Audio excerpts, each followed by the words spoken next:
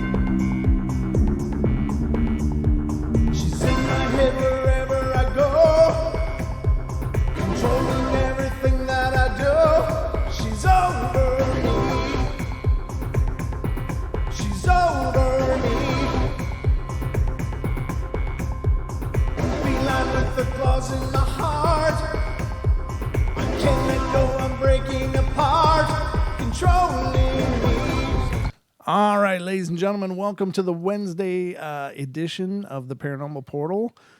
This is our Hump Days Eve 2-hour extravaganza, and Don and I will be whipping up a whole batch of Paranormal Mayhem for you, so I hope you're ready, because it's time to stir.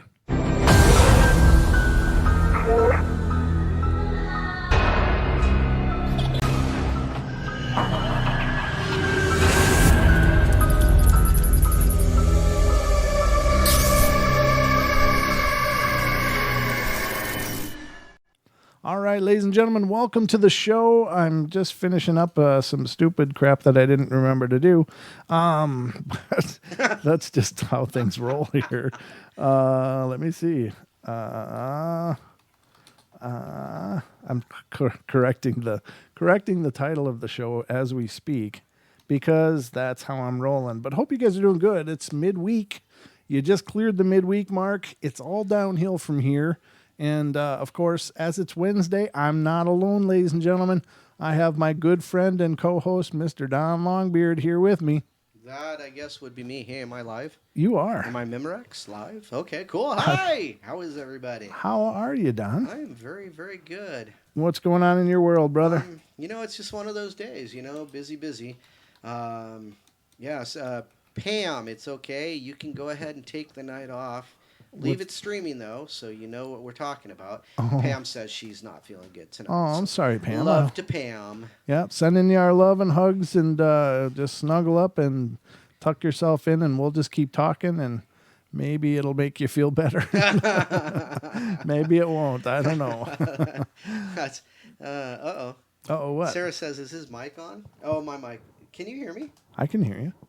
Well, yeah, but yeah, I mean, I can hear your fingers even on your microphone. Yeah, I can too. Yeah. I don't know. I don't know. It's just the way you roll. Let me turn up your fader. Go ahead. Try again. How's that? Oh, now I can hear me. Yeah, I had your fader a little lower, I guess. There we are. Hi, is that better? But, of course, I got this big voice. You do. You have a booming voice. I often get this feedback like, hey, it's hard to hear you. We can hear Don fine, but it's hard to hear you. And I'm like, I'm trying to compete with the beard. It's not easy to compete with the beard for volume, ladies and gentlemen. No doubt. I have a really soft voice. I do just naturally. I don't know. I've been told that I should narrate bedtime stories long ago and children's stories because of my voice. That was kind of one of the inspirations for the bedtime stories from beyond. But Gotcha. I've never done that. I don't. I wouldn't be opposed to doing stuff like that. I thought about being a voice actor many times. I just never have, and probably because most of the voices I do are already being done. Somebody's doing them. Copyright. Yeah, exactly. So, so it doesn't do me much good to talk like Homer Simpson because there's already a guy doing it that's getting paid a hell of a lot more than I am. Yeah, So. but you know who's making more than him? The gal that does Bart's voice. Oh yeah, I suppose. I don't know. Maybe not though. I don't know because the guy that does Homer actually does about 5 different voices in that show. Oh wow, okay, Yeah. I didn't know that. Yep. And I don't think the lady that does Bart's voice, and I think her name is Nancy Cartwright.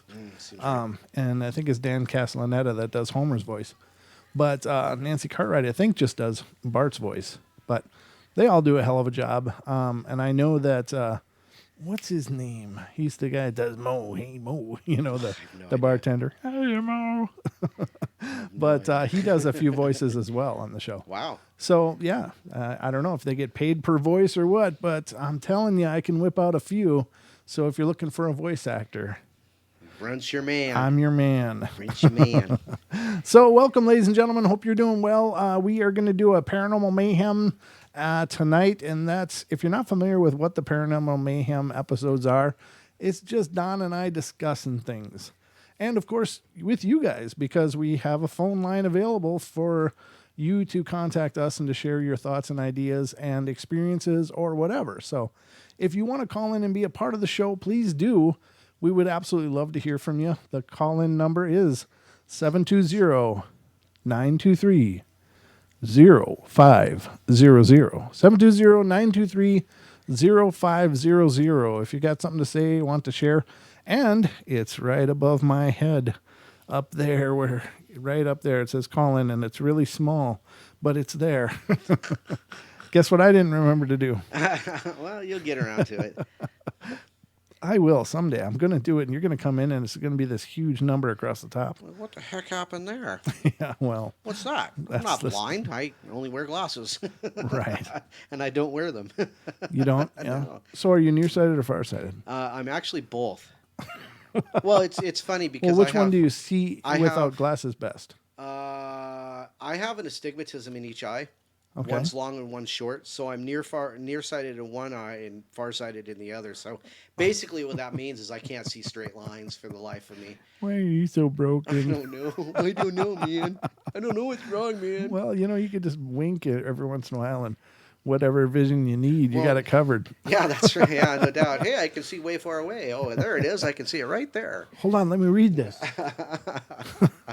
It's kind of funny because when I was being trained for the DOC, we had to go out and qualify with weapons and things like that.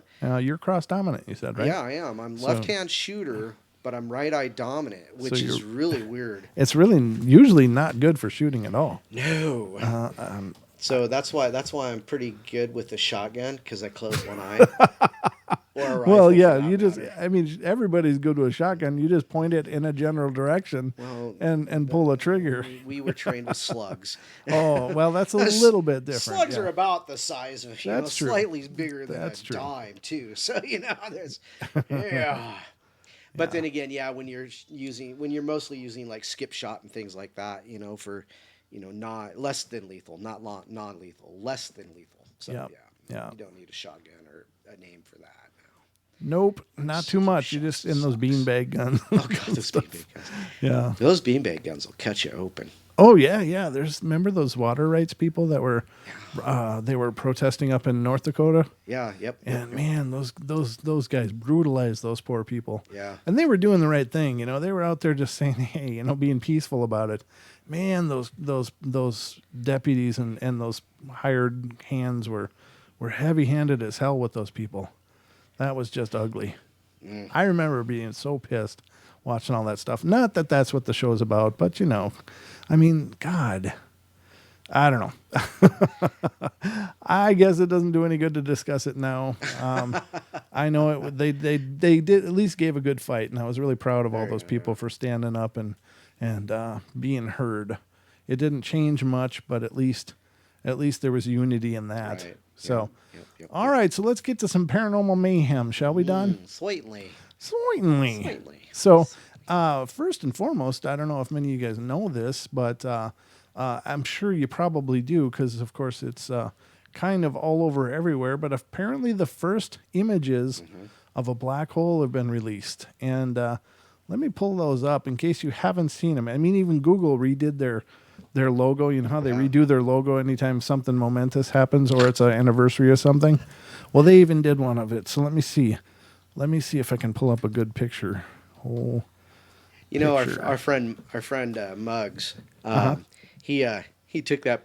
Well, he posted something to his Facebook, and it was basically, you know, it was a picture of the black hole, and then it was like zoom out, zoom out, zoom out, and it's like a cat staring at you. Oh, That was awesome. there was another one I saw on some. Well, let me put it up on the screen, and then I guess we'll discuss it. I got to get to an images here. Let me find a really good one. Which one of these is bigger?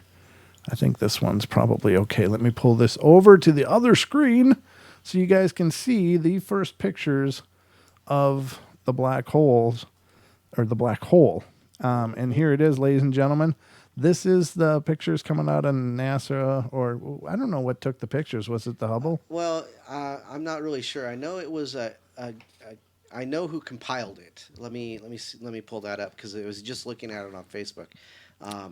Well, the other meme that I saw is a guy said, "Black hole, yeah, right, NASA. You're not fooling me. I recognize the Eye of Sauron when I see it."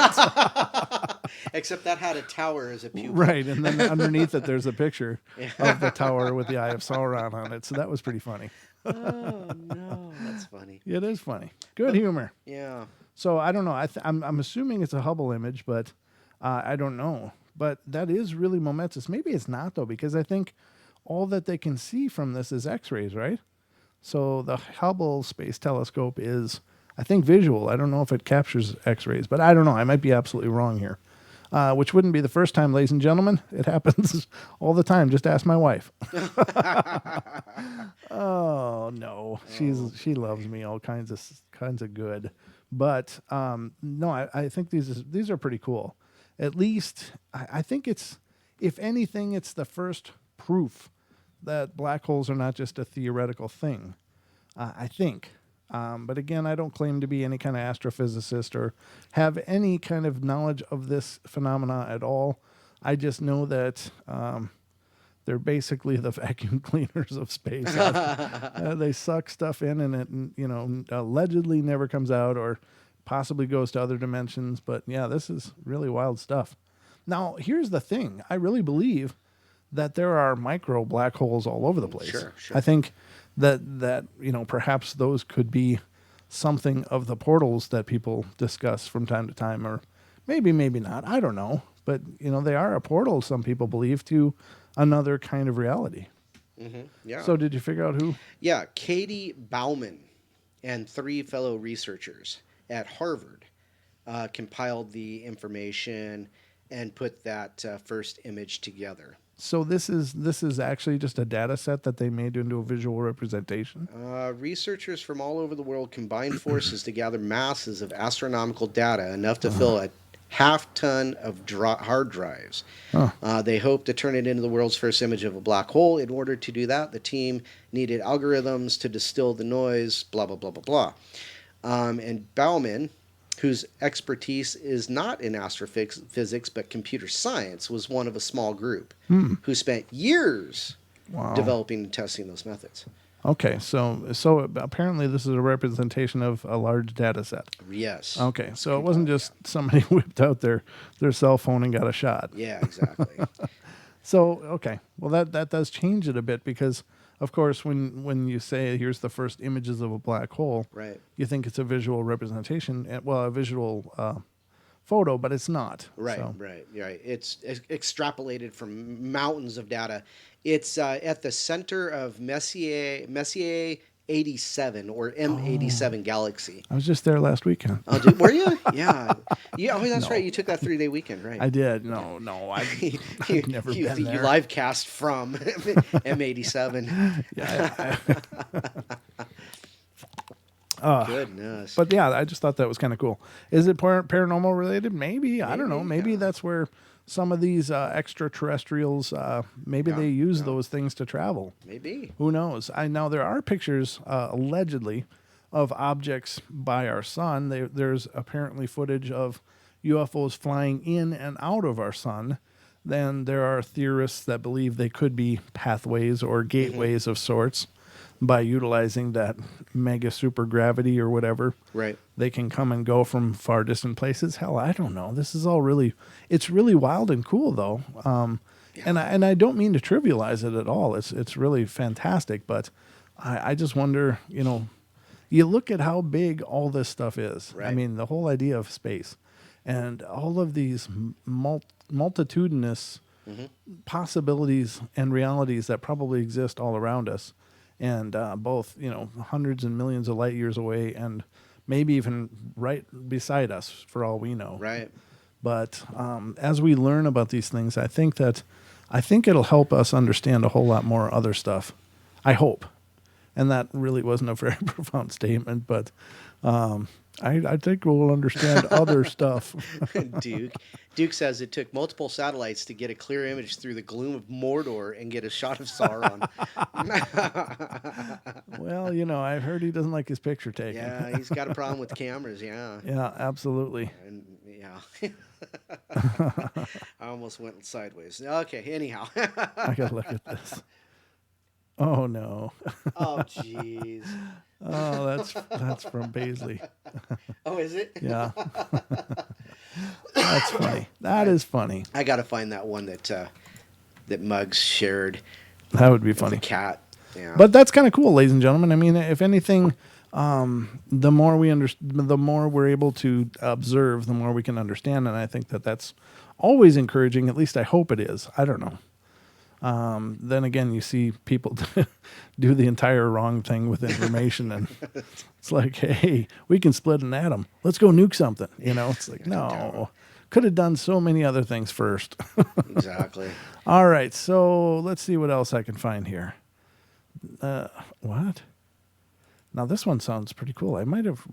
I don't think I read this one before. Which one's that? This one is about. Incident detailed report shows man called 911 to report sighting of a 7 to 8 foot tall creature in Woodstock, Illinois. No, I think did I do this one already? I don't remember that one. I don't know either. I got to be careful here because I'm on the same site that I used last time, but I think it's all new stories. I think it is new. But it looks like another one of those bat things, which is bizarre. So it says, and this, ladies and gentlemen, this comes from the site singularfortean.com, and it's a great site. They just do a marvelous job compiling these headlines of different Fortean news, and I find this absolutely fascinating, and I really become a fan of this site. They do a great job. So if you want to catch up on some Fortean news, definitely head over there. But let's see what it says. It says, the person who witnessed this said, I was outside Jewel Osco in Woodstock, Illinois, and believe to have seen the same visual of an unusual being in the McHenry County Fairgrounds. It screeched at me and then charged the fence. About 30 feet from the fence, it had very bright green eyes and had wings and was all black, leathery colored. It ran back towards the woods in the McHenry County Fairgrounds. I called the Woodstock Police Department, and they had county sheriffs respond to the location. So it says, investigator Tobias Wayland attempted to contact the witness via telephone at a predetermined time, agreed to by all parties, but was forced to leave a voicemail. The witness has not yet responded. Well, that's unfortunate. And maybe this person really worries about the repercussions of doing that. Maybe he's just making it up. You don't know.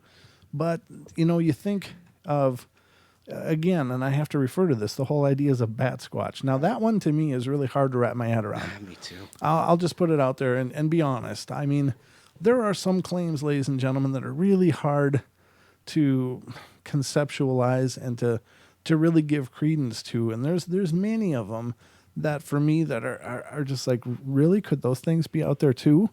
It's just hard to imagine that there's 7 or 8 foot, 9 foot bat Sasquatch things, you know? And how would they get airborne with that much mass? You know, if they're 7 and 8 feet, I mean, you'd have to have about a 20-foot wingspan. You know, wouldn't you? I would imagine so. But they aren't reported as having wingspans that big. as from the few that I've seen, Right. it doesn't sound like they're much bigger than like a Batman cape, but they're viewed as flying away and stuff. And I'm not trying to disparage anybody for coming forward if they saw something like this. I don't doubt that they might have saw something. It's just, from the outside looking in, these kind of reports are really tough to get your head around. It's like, how much can be out there? And maybe the honest answer is anything can be out there. Everything is out there, Just right? because you haven't seen it doesn't mean it's not there. And so here's the thing that I think about, and I say this quite a bit on the show, but I really think this is absolutely true, that we are creator beings. And so could these be manifestations of some kind of inward fear? Right. Now, again, there are countless tales in our ancient histories from many different cultures talking about things like bilocation, things like not astral projecting, but that's of course something as well, but actually physically projecting images that appear right before people. There are reports of levitating people, and the list goes on and on and on and on about what has been reported. So, to me, if these things aren't an entity in themselves, and it's hard for me to think that they are, but maybe they are, then what I'm more prone to believe is that somehow this is a manifestation of the person that witnessed this. Oh, okay. That this is somehow an outward manifestation of something from within, and whether it's not a direct manifestation like, hey, I was just thinking about that and look, I saw a bat squatch, but like that figure may represent something to them in some symbolic terms. You know what I mean? Yeah, I do. And that, we talk about that though a lot. Though is you mentioned creator beings and how we manifest our own experiences, and like Duke says, well, he said something about tulpa, Tulpa, and he says it's the physical manifestations caused by belief in them. So that's exactly it. That is exactly it, right? And thank you for that, Duke. Always the man is on point. Ooh, Randall Electric says tulpa, manifesting being or doppelganger. Ooh. That's a scary thought. Now, we do a lot of stories about doppelgangers, though. That's true. I mean, that is something that comes up all the time in our ghostly stories that we come across, that people are witnessing either their own doppelganger or somebody that is in their family's doppelganger. Like, their mom or their dad walk by them in the kitchen and they're actually upstairs in the bathroom. Right. Yeah, exactly. It's like, I mean, exactly. That's exactly what I was going to say. It's like, oh, I left my room and my dad passed me in the hallway and I went down to the living room, which is a one-way kind of deal. And my dad was sitting there watching TV. And I'm like, hey, how'd you get here? And he's like, hey, I haven't moved in an hour. And so we hear those stories. Now, there are also beliefs in the form of doppelgangers that they can be omens of your impending death. And that's the tough part. It's like, well, how do you sort that one out? So if I see a doppelganger of me, I'm going to be a little stressed for a while, because it's like, oh no, am I going to die? Does this mean I'm dying? What's going on? But then you got to think that there might be some like trickster ghosts that would be like, hey, check this out. We're going to wreck his whole week, and then they manifest as looking like you and, just to screw with you, Right. Yeah. Could be. And it just could be very well one of those, why is it starting again? Oh, my. What? Oh, my feed is restarted, so. Oh, did you? I got to slide to the right. No, I'm not doing the time warp, which would be irony. Well, you kind of did. I kind of did, yeah. It's kind of a time warp. So, but, I mean, physical manifestations of, your belief is kind of a scary thought, because... there's a lot of people who believe in a lot of scary stuff. There is. So I wonder if it's somebody else's manifestation that's affecting you. Could be. Like say, like a curse. Somebody curses you, and their manifestation of the curse is what you're seeing affecting you, or whatever that may be. I don't know, just a thought. So, there you go. Well, Robin says that My cat had a doppelganger of himself, but only saw his double when he was sleeping. Wow. Now that's really cool. I wonder if that's a doppelganger or a projection or what. That's really cool. Or Right. some really lucid astral projecting By a cat. by a cat no less. Well, cats are believed to be very mystical animals. Oh, you'd think? Yeah. Well, one, I mean- 1 foot in the reality and 1 foot in the paranormal. There's no doubt there. I don't seem to get the mystical ones. I get the little brain damaged ones. But they're out there apparently. Yeah. No, I love my cat. He's a great cat, but he's incredibly aloof. Yes. And he goes through these phases like, okay, this week I'm snuggling, but Right. next week, if you touch me, I'm gonna chew on your thumb. Well, that's like that's like our friend Robin Moonshadow. She posted a thing on her Facebook the other day, and it was like one of those games you play, like who would you end up in jail with? Yeah. And it was herself. She's gonna end up in the jail with her own doppelganger. That's scary. Put you in the same cell. Here you go. There was this old neighbor that I had. His name what the hell was it? Roger. His name was Roger, and he was a World War II vet and just an amazing guy. I just love this guy. Right. Just funny. And we would go in our backyards, and I had this hedge, and it was the typical middle America kind of scene. We'd be in our backyards talking across the hedge and stuff. Right. How's it going, Roger? And he'd always say the same thing. He'd say, well, if I was any worse, I'd have to be twins. Now that's an interesting thought. He was so funny. That guy cracked me up all the time. Wow. And I don't know. I don't think he was serious. He was just that. I don't know. That was his way. Well, that's like when people ask me, "How you doing?" Well, I'd tell them I'd be better if I was in Tahiti with a Mai Tai. Well, yeah, I think that's all of us. Though, I'd right? actually probably be in a Tahitian jail without the Mai Tai. With a different kind of necktie. Oh my! Radio co-host is scheduled for execution. No, just kidding. No. I'm just being dark and creepy. Tahiti's in America. Oh. I'd be extradited to the 48s. There you go. I'm contigual. I'm pretty geographically challenged. It sounds like it's far away. I'm just kidding. But anyway, ladies and gentlemen, those are some couple of things right off the bat that I think are kind of cool. I don't know. That one I don't know what to think about. These whole bat squatch kind of things, and they didn't call it a bat squatch, but that's what it came out as. And Duke said something about New Mexico, and where was the other spot? He said mostly in Mexico, North Mexico is what he said, and another spot I forgot. But this one was up in Illinois. Oh, yeah, it was Woodstock, Illinois. So that's apparently they're getting around. So maybe they do fly. Oh, maybe they do. Yeah, I wonder if they get frequent flyer miles.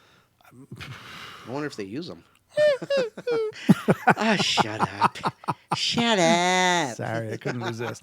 All right, so another one. Latest video of Loch Ness Monster marks the 4th official sighting this year. So Nessie's been a little busy. Now, I got to tell you this. I came across the site, and there's a lot of really different stuff on the internet. And I can't figure out if these people are serious or if they were just screwing around. But they're talking about... There's supposed to be a paranormal investigating group, and I didn't even keep it open. I read through it and looked at what they had to say.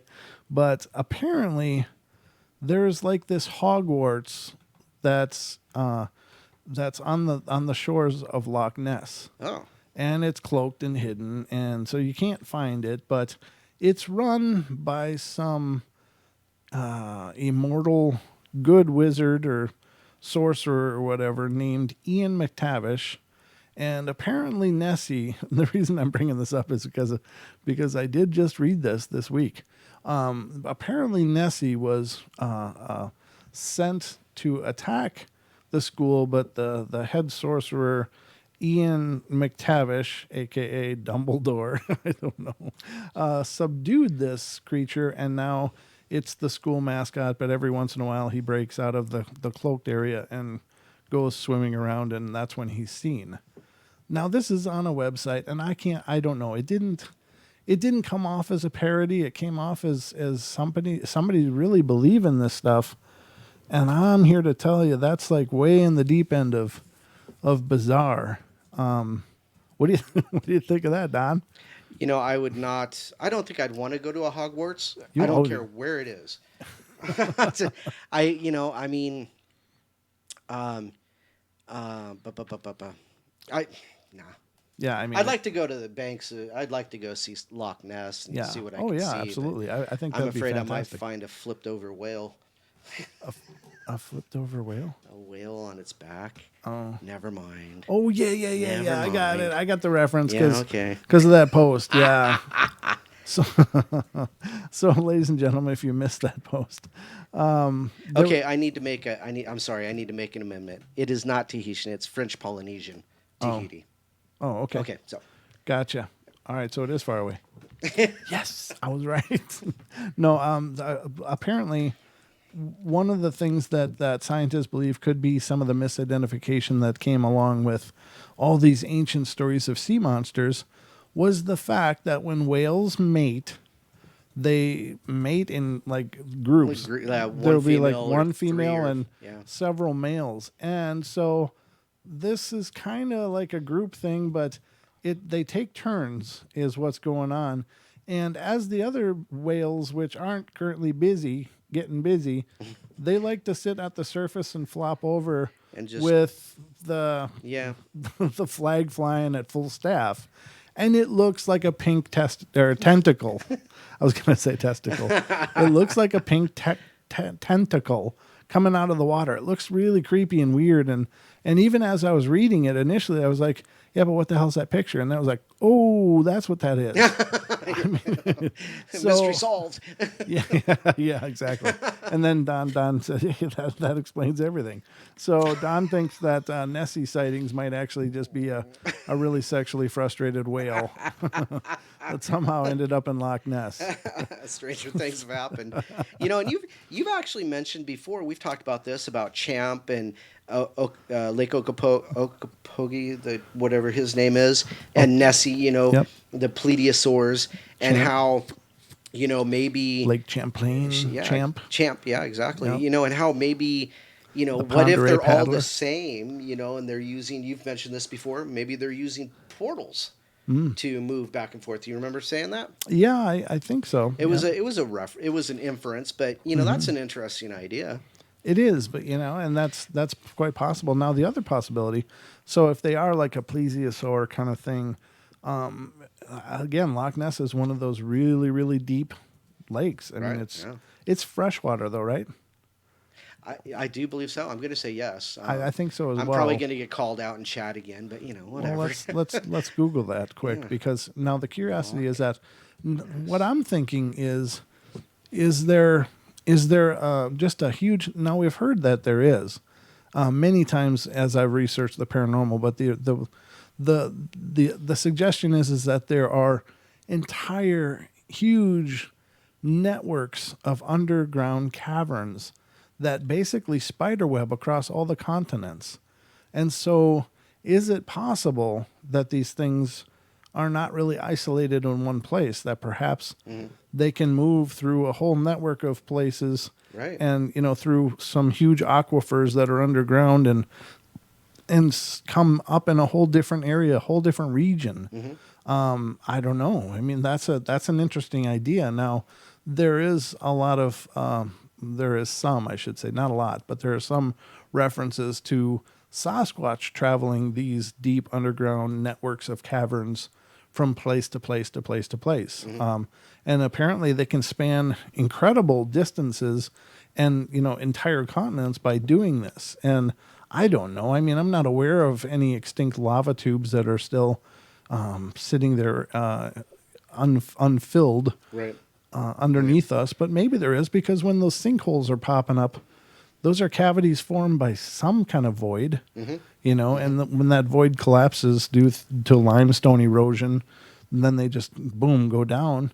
I mean, that was a cavern underground at one point, so maybe there are these huge networks underneath our feet. So Loch Ness is the second largest Scottish loch by surface area at 56 kilometers square, which is 22 square miles. Due to its great depth, it is the largest by volume in the British Isles. Its deepest point is 230 meters, or 755 feet, making it the second deepest loch in Scotland. So there you go. So it's Is it pretty fresh big. or? It is fresh, yes. Okay. As a matter of fact, it contains more fresh water than all of the lakes in England and Wales combined. Oh, cool. Okay. Yeah, that So thing's that's quite big. a body of water then. Yeah, I guess so. 22 miles. That's got to be similar in size then to Ponderay out here, right? Well, I can certainly look that up too.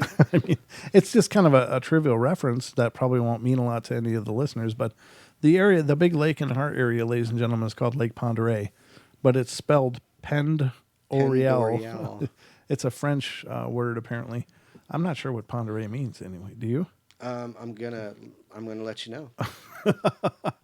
We're keeping Don busy in the reference section tonight, ladies and gentlemen, while right. we relax and have a good conversation. Don's working his butt off to research as we go along. Don's punching the clock, ladies and gentlemen. Welcome. But, is that possible? Is there huge networks underneath our feet where perhaps these things come and go? And could they be even migratory in that effect? Are they perhaps coming up, summering someplace, then going back under and perhaps popping up somewhere else and wintering some other place? I don't know. The thing that occurs to me is the lack of, for as many Bigfoot sightings, for instance, that we catch wind of, you would think in the wintertime there would be much more discovered trackways. You would think. Yeah. So how are they traversing distances They're if there are migrating as south. many as we believe there are, and they're moving around? Do they perhaps go really deep during the winters, where nobody goes, and that's where they winter, or do they go someplace where perhaps there isn't much snow and they just kind of Like Tahiti. yeah? I don't know if the tunnels go that far, Don, but we can have you scout them out. No thanks. I'm going to wait in the safety of the studio as Exactly what I was thinking. Don explores the subterranean network of caves in search of Bigfoot on its migratory route. Stay tuned. Stay tuned for Don freaking out. Could happen. Just saying. Maybe not. As the portal grows. Oh my goodness. So does your nose. Yeah. So anyway, Ponderay means long ear. Okay. Oh, okay. Thank you, Julia. That's actually makes sense because it is kind of shaped as the outside of the ear. It is. You're Yeah, right. It's kind of weird. I didn't think about that. Huh. Okay. Well, I learned something new today. Yeah. I learn something new every show, but Loch Ness is the same size as the lake section on the Mississippi next to, that's Lake Pepin, Duke. That's right where I lived on the shores of Lake Pepin for most of my life. Wow. And that spans from just south of Red Wing all the way down to La Crosse and Winona area. So it is a huge lake. I think it's more just to Winona, as I recall. Not quite to La Crosse, but maybe it is. I don't know. Ponderay Lake has some spots that are 1,150 feet deep.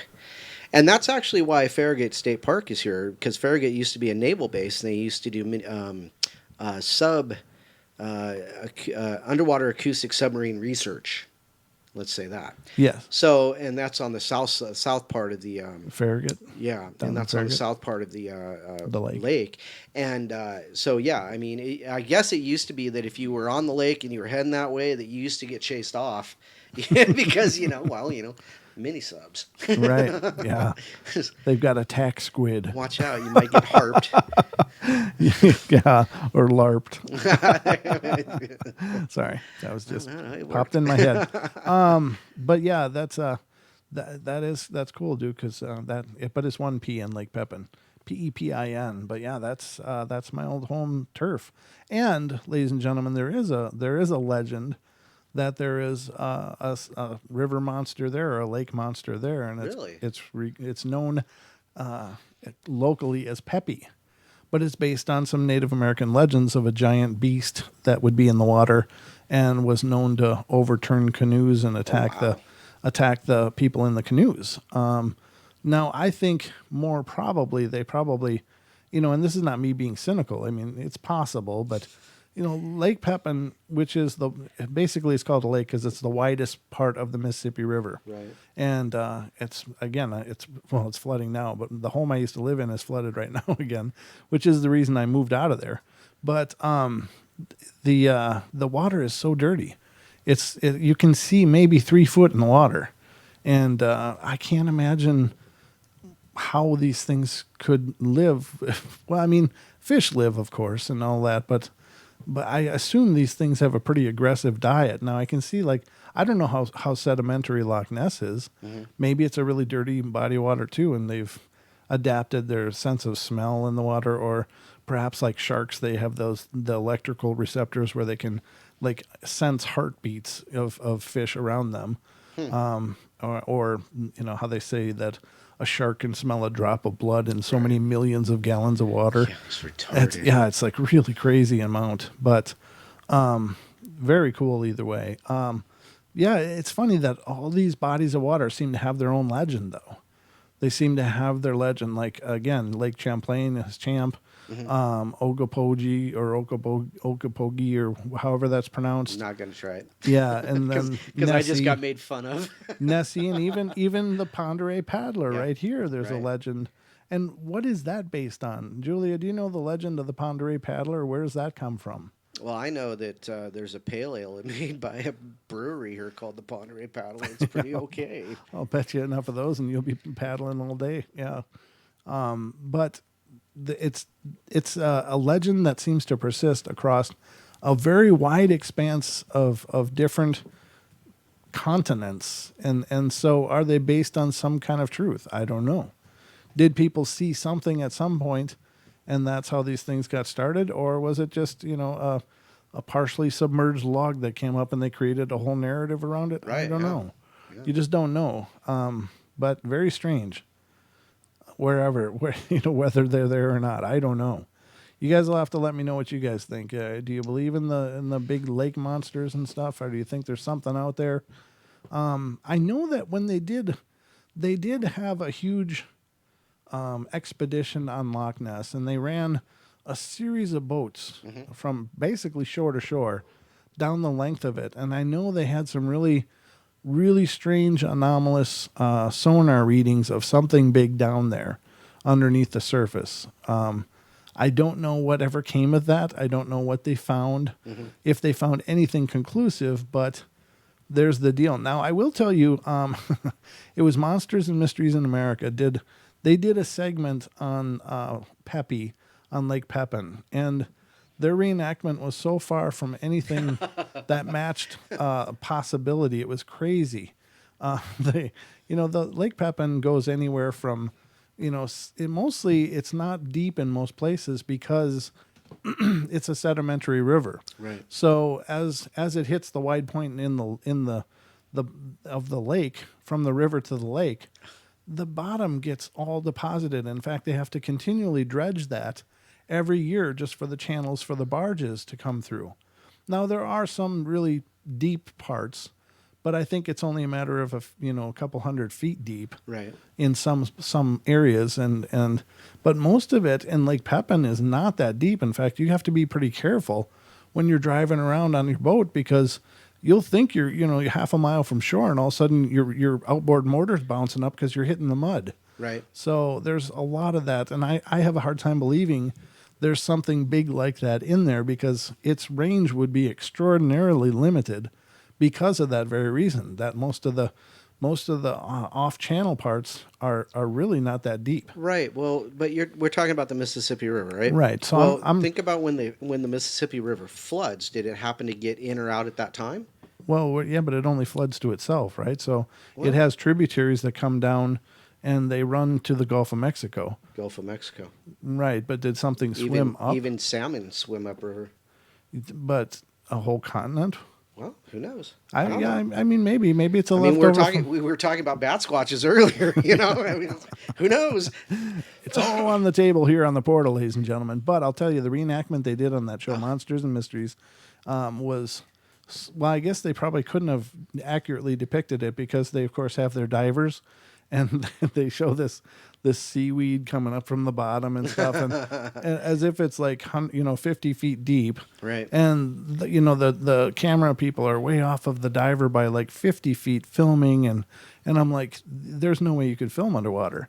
And so this guy, and his whole account was that he was underwater and he felt something come close to him, Right. and bump him, and then he felt a big current, and that was his panic, and he ran and got up and got out of the water. Well, I'm telling you, there's channel catfish in there that are 6, Lake 7, monsters. 8 feet long. Yeah. I mean, they're huge. Right. But that certainly doesn't mean that it was peppy and Right. that this person had a close encounter. So I think it's just, to be honest with you, I think a lot of it for at least Lake Pepin is just that they're trying to drum up tourism. Right. Because well, that might be true. Yeah. and the mayor of Lake City at the time, he put $1 million bounty on any proof of peppy, and that's fantastic because now every year they just get flooded with these monster hunters, and that Nice. mayor owned the hotel in town. Oh, that was smart. Yeah, so that's was clever. smart. That's pretty good marketing. You got to give the guy credit, but I think a lot of these things are just hyped to draw tourism. Now, wow, Julia's busy. She found a link to Mysterious Universe, and Nick Redfern actually wrote on the Ponderay Paddler. Oh, very cool. Yeah, so Did you get craziness. it, or am I getting it? What's that? Oh, I have it pulled up right here. Oh, good. Please go ahead. Oh, okay. So this is from the website Mysterious Universe, and it was written by Nick Redfern. Nick Redfern, just as a point of reference, has been on Yeah, he's that very, show. very famous. Yeah, very famous, actually. He's a very famous cryptozoologist. So let me. Okay, so situated excess 40 miles length, 1,100 feet deep. It might accurately be said that the lake is the home of a creature not unlike Loch Ness, Scotland's legendary long-necked beast. You know the one I mean. It's best known to just about everybody as Nessie, or just possibly the Lake Ponderay's residence lake monster, which goes by the name Paddler, might be even stranger. It talks about how sightings of the prehistoric-looking thing date back to the 1940s and continue, albeit sporadically, into the recent years. A particularly spectacular event with the paddler occurred on Memorial Day in 1985. That was when a woman was on the lake with several friends, and they caught sight of something huge and fantastic. It was a large gray-colored thing, not pink, which raced across the lake, seemingly partially above and below the surface of the water. That the presumed beast was only 600 feet away. In 1996, a family from Pasadena was vacationing here and reported seeing early on a Sunday morning a large gray-colored object break the water in a near-violent fashion.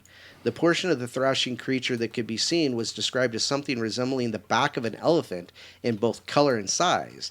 Needless to say, Lake Ponderay isn't home to a herd of elephants that enjoy frolicking in the lake. Let's see here. Monster hunters continue. There's... there is, however, another explanation for the presence of the monster. It's a very alternative explanation, too. There was someone who undertook an extensive research into the saga of the paddler, and he has noted something that may be of deep, relevant significance.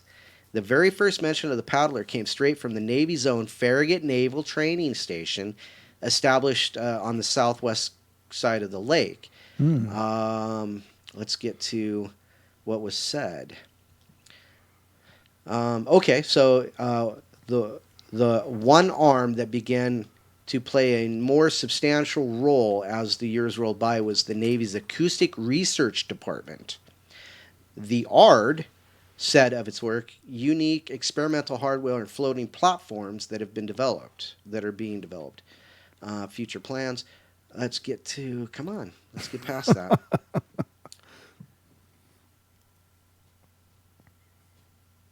yeah, it doesn't actually go into saying uh, what really happened, but they think that the acoustic research and development drove drove the paddler to become more active. Oh, okay. So yeah, interesting. But that's pretty much the end of it. But the legends of the paddler live on. There you go. They do, and I think that's cool. Don't get me wrong, ladies and gentlemen. I'm open to the possibility of these things existing, and I think it's a fantastical thing, really. But at the same time, I'm always cautiously optimistic about these kind of things because I don't think that having an exuberance to the point of ignoring possibilities is Right. beneficial. Right. I do want the paranormal study to be taken seriously, and because of that, that is why I really look towards all possibilities as much as I can, because for us to be too eagerly acceptance of Right. well, that's exactly what happened. Well, then you may look like you're not quantifying anything really. You're just speaking your wishes, Right. and that certainly doesn't do anything to further the idea and the momentum of serious research into these subjects. So, and I really think that given the current atmosphere of scientific study, that it's going to be people like you and me that actually put these things on the map, because the established science won't expend any resources on it. Although there's an encouraging amount of people that are coming forward and saying, "Hey, you know what? We think there might be something out here, and let's really look into it." And that's encouraging because I think especially for things like Bigfoot and ghosts and UFOs, there's so many people experiencing these things. I've experienced these things personally, and I have no doubt, but unfortunately, I can't use my personal experiences to impress upon the population at large that these things are there. Right. But I'm encouraged when serious scientists step forward. However, I'm going to qualify that because, as we said a long time ago on this show, science can be purchased. Scientific It's all about getting those grants. research is purchased. So, an example of that, and it's probably one of the most famous examples of,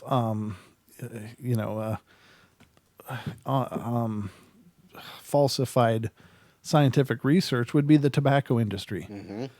For decades and decades, everything was fine with tobacco. There was no harm in it. They could prove it, and they produced mountains of documents that proved that smoking was no more harmful for you than drinking tap water or something. There was no risk Modern in tap it. water or 1950s tap water. You can't link smoking to cancer and emphysema and stuff like that. You just can't. The data's not there. Well, it was there. It was there, but it was purchased away. And so the problem with serious scientific research is that, depending upon the motivations of the funding that will determine the results. Yeah, it'll certainly bias the results. Right, exactly. And so that's why it'll probably be people like us that actually put it on the map by being able to produce irrefutable scientific proof, and because it's not going to happen in a lab. Probably. Maybe it will. And we've talked about that several times, and What's it's just discouraging. Lori says, Brent, great news about connection with the confessionals. Oh, thanks. Brent and Don are like Diane. Brent and Don are like the Laverne and Shirley of the paranormal. Hi, Cheryl. That's Laverne. That's right. I'm about to Laverne all up in here. Oh, boy. Oh, no. Yeah, so there you have it, ladies and gentlemen. Yeah, we are the Laverne and Shirley of the Coke in paranormal. half and half. Oh, good I love you, God. Diane. You're so funny. She's so awesome. We got the best people in our chat Wow. room. We do. You guys crack me up. I used to love that show. Me too, actually. Oh, no. Wonder when the Fonz is going to show up. Don't forget about Lenny and Squiggy. Yeah. What movie was it they played the brownies in? They were like, was it Willow? Was it Willow? Yeah. Maybe. That was Yeah. friggin' hilarious. That was hilarious. Yes, ladies and gentlemen, we are the Laverne and Shirley God. of the paranormal. Now, if we were just as popular. Why couldn't we be the Sam and Dean of the paranormal? Like Supernatural. Why do we got to be Laverne and Shirley? Oh. A big B for my shirt. Yeah.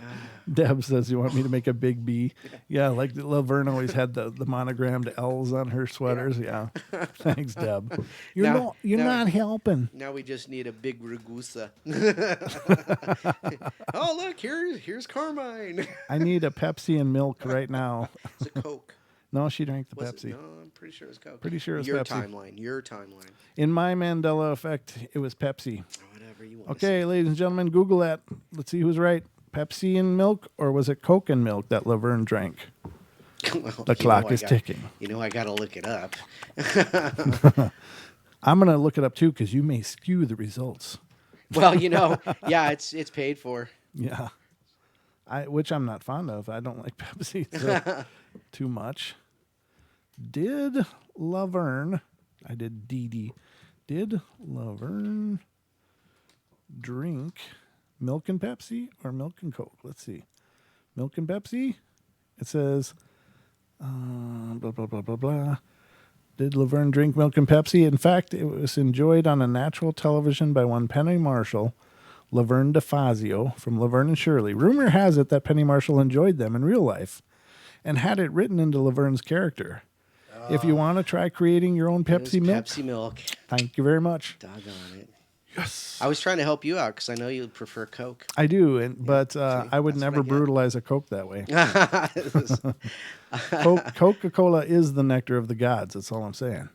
It's, however, cursed me, and it caused me to develop a bulbous midsection. But, So, But in I my love case, it. that's called a beer gut. yeah, except I don't really drink beer, No, and I that's the know thing. that. I look like it's a beer gut, but it's just a whole lot of bad eating over a long period of time. It takes a lot of calories to look this good. That's all I'm saying. You can't eat rice patties and look like this. Give me those hollow carbs from that dark beer. I'm good. Yeah, exactly. So anyway, Apparently somebody made Dee almost spit out her ginger tea. what happened, Dee? What's going on? Drink safely out there. Yes. We don't want any accidents on the set. In through the mouth and out the other end, not in through the mouth and out the nose. Coffee is my Mandela effect. It's what you make. It says coffee is my Mandela effect dimension nectar of the gods. Well, I am a coffee drinker in the morning. But I can't drink it all day long. I just can't do it. I can drink 2 big heaping mugs in the morning. I'm good. But after that, that's it. In fact, here's your mug. Thanks. Yeah, here's your mug. Okay. Woohoo! Yeah, but it's not full of It's coffee. not full currently. because it's got this paranormal hole on the top of it. Yeah. Well, that's where all the Disappears love. through the portal. That's where all the love happens, right there in that hole. I drink so much coffee that I actually drink coffee flavored water. I do. I'll be at work and I'll get like a liter bottle and I'll put what is it called? Coffee, coffee crystals in it, and just flavor it with water. Oh, sure. So yeah, instant coffee is not quite. that's what I was trying to remember. Instant coffee. Yeah, it's not quite that, but if you just want a little bit of flavor in your water, there you go. There you go. All right, what do you got to read, buddy? I was looking up a story about this haunted apple of Anarchy. And it's somewhere. Let me grab that real quick. Copy Please. that. That sounds interesting. It's ancient though, so I don't know if you'll like it. I'm not opposed to ancient stuff. I'm really not. My real passion for the paranormal, ladies and gentlemen, does come from what's happening now. I mean, I love the idea that everything has history and stuff, but I'm more focused on what's going on now, because what already happened a long time ago is phenomenal and fantastic, but what's happening now is really exciting to me. Yeah, he likes that stuff, so that's okay. Why, yes, I do. You know what? I'm not having any luck with that. Let me just read what this has got, though. Sure. In 1585, an apple was seen floating over a bridge in Annecy, a city in southern France. For 2 hours, the apple levitated in the air and emitted a loud noise, terrifying passerbys who needed to cross the bridge. Eventually, a less intimidated traveler came forward, armed with a stick. The man whacked the apple into the water, which was covered by the bridge. The terrible noise from the strange apple then stopped, and peace was restored. Oh my! According to Judge, and that's Henri Boguet. Henry? Yes, Henry. It cannot be doubted that this apple was full of devils, and that a witch had been foiled in the attempt to give it to someone. I saw that movie, and apparently she succeeded at least once. Oh my! Wow, that's an interesting one. Wow, screaming apples, yeah. That's they bite back. Yeah, exactly. Wow. Let's see here. The shoemaker of Breslau. In September 1591, a shoemaker in Breslau, which is modern-day Wrocław, Poland, committed suicide by cut his throat. Mere weeks after he was buried, the townspeople reported seeing his ghastly figure in their homes during the night. They would wake up and find the shoemaker lying on top of their bodies, crushing them with his weight and physically attacking them. Wow. In April 1592, the townspeople dug up the shoemaker. Amazingly, it had not rotted. So, no, wow. The baffled authorities kept the shoemaker's corpse above the ground for 6 days, then reburied it in a different spot. Shortly afterward, there were reports of him attacking townspeople again. Ooh. On May 7th, the shoemaker's body was dug up one last time to ensure that he stayed dead. He was decapitated and parts were removed and then set on fire, and his ashes were tossed in a river. Wow. Just that, just mentioning supernatural, and that's what they do.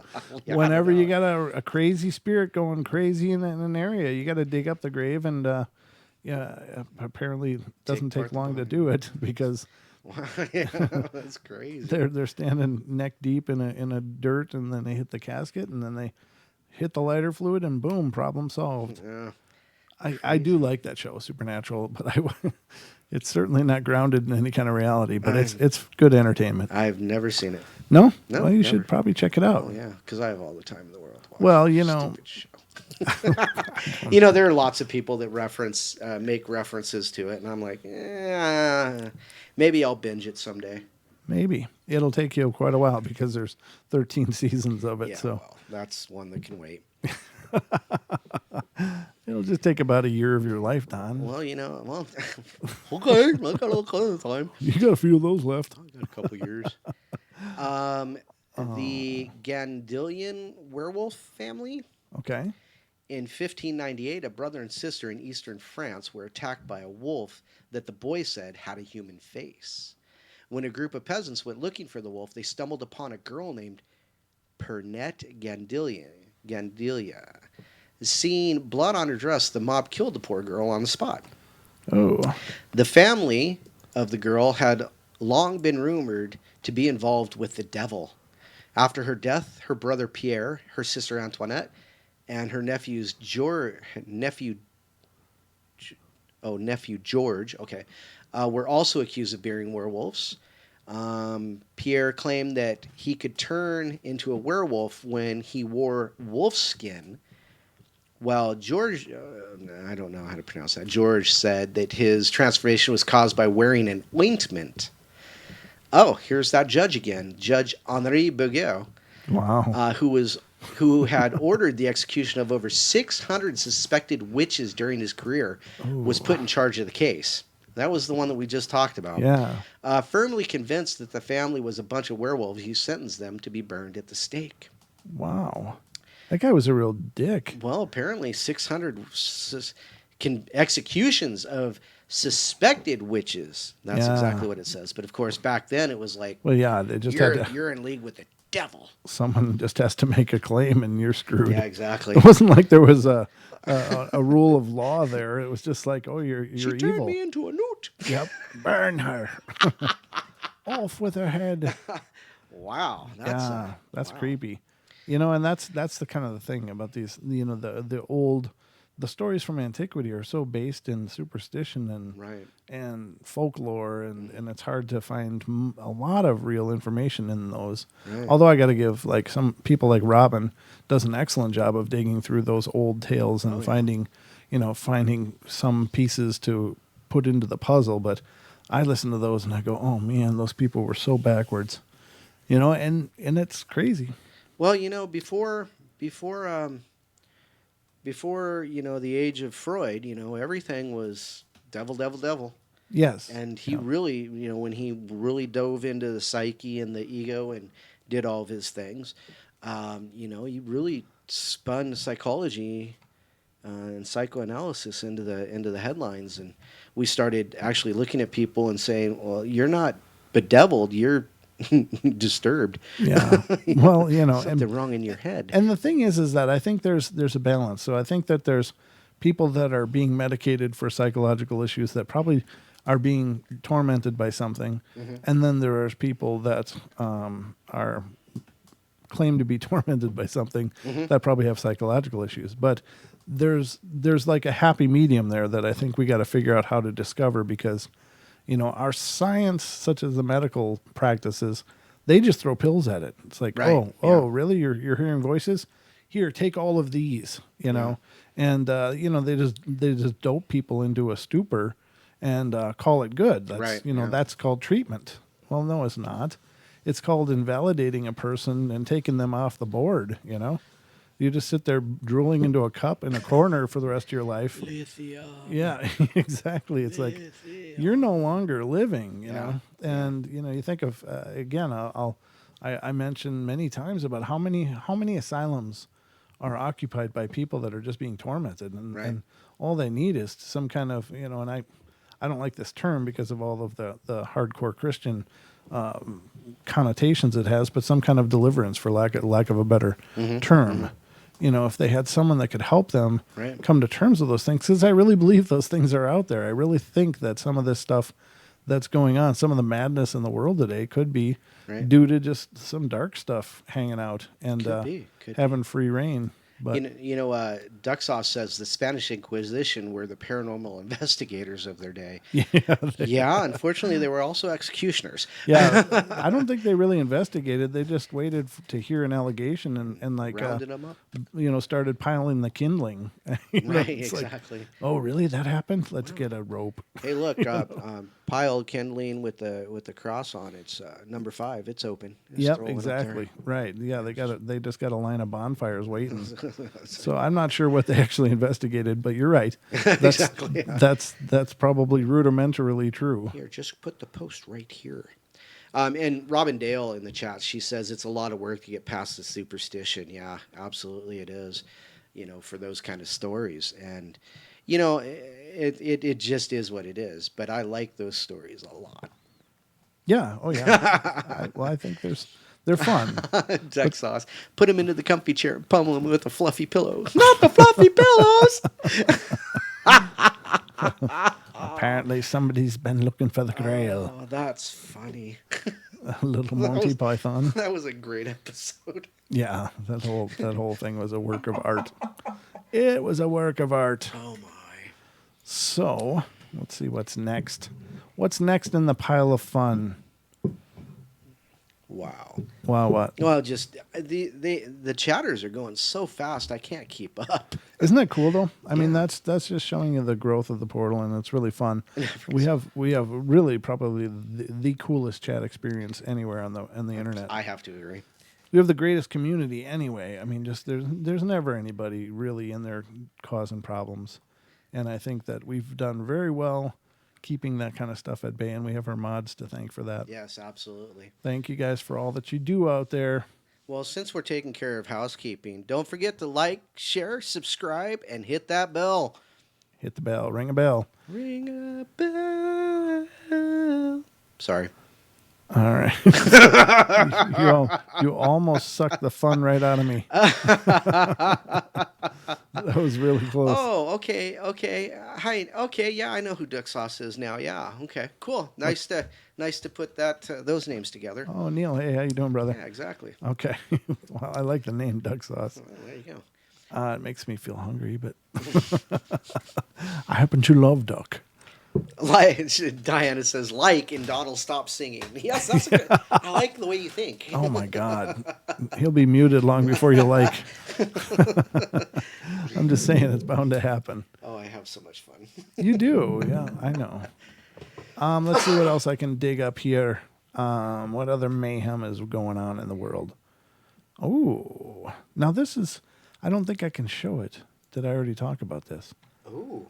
This one is cool, but I can't really show it because it's a YouTube video other people have. But if you get a chance, ladies and gentlemen, after the show, look up this video because I did see this before, and it's really a pretty incredible capture. I don't know for sure. I don't know all of the specifics of this location, and I can't be sure it's not just some kind of natural light leak from a passing car or something, but it looks...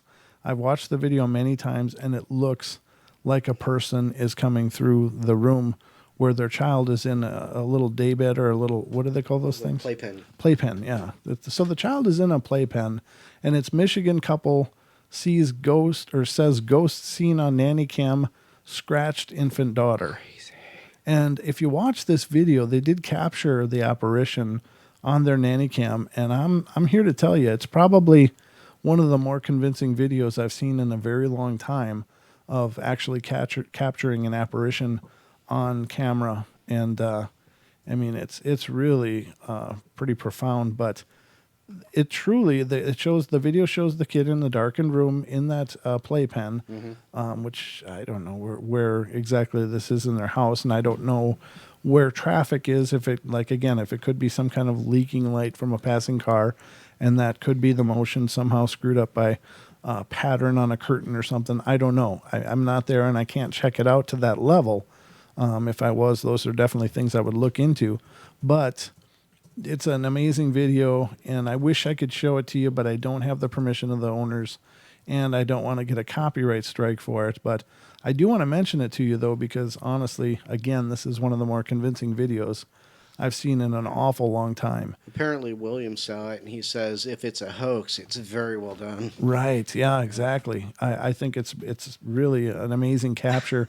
It's a pretty frightening thing because, you know, when you have a child, being a parent, I mean, the last thing you want is to think that there's something unseen that could be tormenting your baby, you know? You know, I have to say, though, you know, babies with little scratches on their face. Now, I haven't seen the scratch that right. says, but, you know, baby fingernails are like razor blades. I know. They're just horrible. You could shave with them. Yeah. And so, you know, a cut on a baby's face from a fingernail is not uncommon at all. It isn't. So. And I can't say anything about the claim of the scratching, right. But I can say that this video is really pretty convincing, that they did capture an apparition, and it would disturb the hell out of me, and I'd be piling sage all around that room, and I'd be fumigating like crazy because you know, I'm not opposed to the idea of apparitions being around, but if your child is being tormented, then that's something that's got to get the hell out. Right. You know. Well, that's like that movie, The Signs, with Mel Gibson. Yeah. You know, and you know, when the kid got grabbed,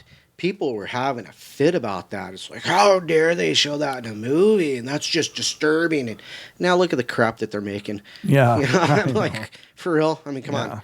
You know? We've been thoroughly desensitized since that movie came out. Yeah, no doubt. No doubt. But it's scary. You know, when you think of your kids and the possibility of them being harassed by something that you can't fight it in the traditional sense, you know, you have to take spiritual measures, I guess, to get rid of it of some type. But anybody can get sage, and anybody can burn it and go through your house and say, you got to get the hell out. You got to get the hell out. You're not allowed here. And or whatever language you want to use. Yeah, exactly. It doesn't have to be those words exactly. You don't have to take those words verbatim, but just be real firm and get them out because, I mean, children are helpless.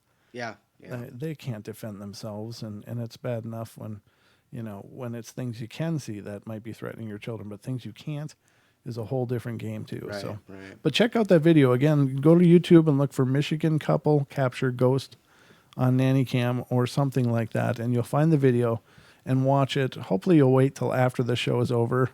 But please check it out. I just dropped the link. Oh, did you? Wait to watch that until after the show. I mean, if you want to watch it now, that's fine. No, It's a quick video, but we'd sure hate to lose you at this point in time because we've been working so hard. But it's a really compelling video. Or open it in another window alongside of ours and check it out. But well, that's an interesting question. Duck Sauce says, if some babies are old souls, do you think it's possible that something might have followed them through their incarnations? it's possible. I've heard of that kind of thing before. I've heard allegations of that kind of thing. Right. It's hard to know if those kind of karmic ties would continue through lifetimes. I don't know. That's certainly one that I'm probably not qualified to answer, but it's possible, I suppose. Well, they also say that birthmarks are follow you through, but birthmarks are like, if you were killed, you got a birthmark and the stab mark in your back, Well, so, it's a good supposition. So, well, my minion has a birthmark. It's on his left side, and it's right under his rib cage. Like he got, if it is indeed a symbol of where fourth and fifth rib. Well, yeah, I mean it's really right up on the edge of the rib cage. It's got this big purple circle, and it's gotten much lighter since he was a baby, but it's there. And I thought about that when I saw that. I was like, wow, could this be how he was taken out of a previous life? Did he get stabbed or shot or something? It makes makes your heart ache. Yeah, but no doubt. if that is true, and I'm not claiming it is, I don't know. I have no concept of whether or not those things are actual or possible. But what? Randall Electric said crucified, so he's referring to the stigmata. Oh, okay. Yep. Huh. Well, or at least a stigmata, Yeah. So, but yeah, it's just one area. I mean, his hands don't have anything or nothing like that. But yeah, wouldn't that be something? Jeez. I know. Wow. Well, so Pontius Pilate, eh? Yeah, he still owes me $20. 18 silvers. Yeah. Well, there you got. So, there you got it.